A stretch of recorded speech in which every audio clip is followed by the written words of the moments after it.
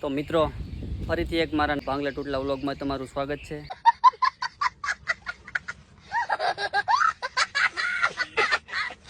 અને મિત્રો અમે આજે આવી ગયા છીએ જંગલમાં ટપકેશ્વર મહાદેવ.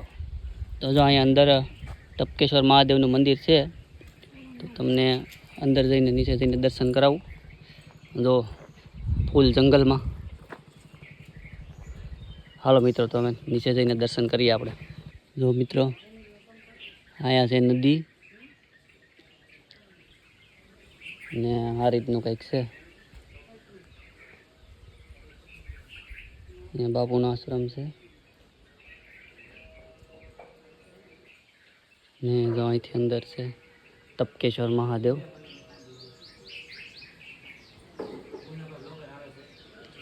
તો મિત્રો આપણે જઈએ અંદર. હવે અંદર ફૂલ ઠંડુ છે.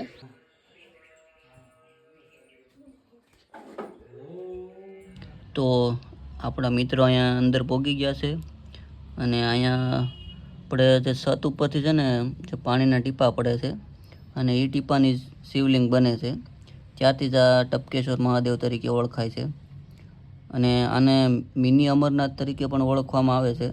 અને અહીંયા એટલું બધું પાણી હોય છે ને કે આપણે નીચે પાટલા નાખીને બેઠવું પડે.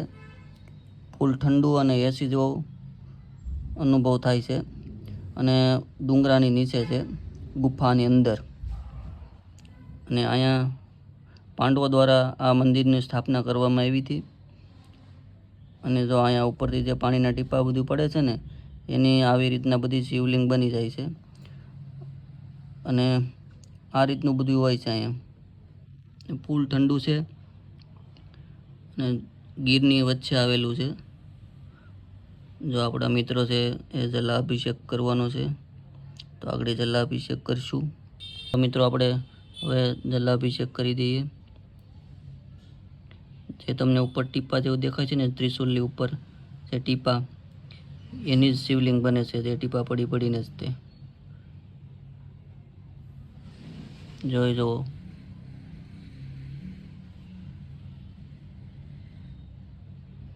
જય ભોળાનાથ. એકવાર આવો બહુ જ મજા આવશે.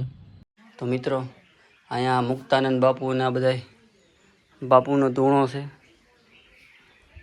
જો આ ધૂણાના દર્શન કરી લો. જો આ બધા બાપુ છે અહીંયા. ત્યારે તો કોઈ છે નહીં, બહાર ગયેલા છે. જો આ રીતનું છે બધું. અને બહુ જ જોવાલાયક સ્થળ છે. તમે એકવાર આવો, અહીંની એકવાર મુલાકાત લ્યો, તમને બહુ મજા આવશે. જો આ રીતનું છે બધું જંગલ છે અહીંયા. ધમધમતો જંગલ છે, બહુ મજા આવે એવું છે. મેં તો અહીંયા બહુ મજા કરી.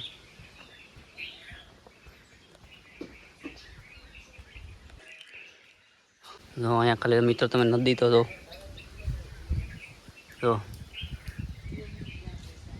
બહુ જોરદાર જોવાનું સ્થળ છે, ફરવાલાયક સ્થળ છે. પાંડવોના વતનની જગ્યા એવું કંઈક અહીંયા છે, એવું કંઈક લખેલું છે.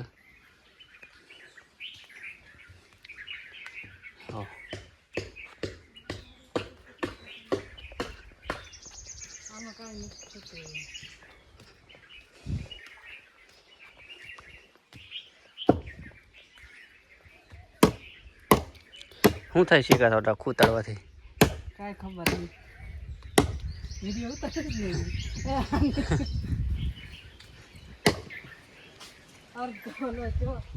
વિડીયો હોય ને તો સબસ્ક્રાઇબ કરતા જઈએ. મેં મળશું આ વિડીયોમાં. લાઈક છે ને સબસ્ક્રાઇબ કરજો. બધાને રેસ્ટોરન્ટ પર રાખી દે.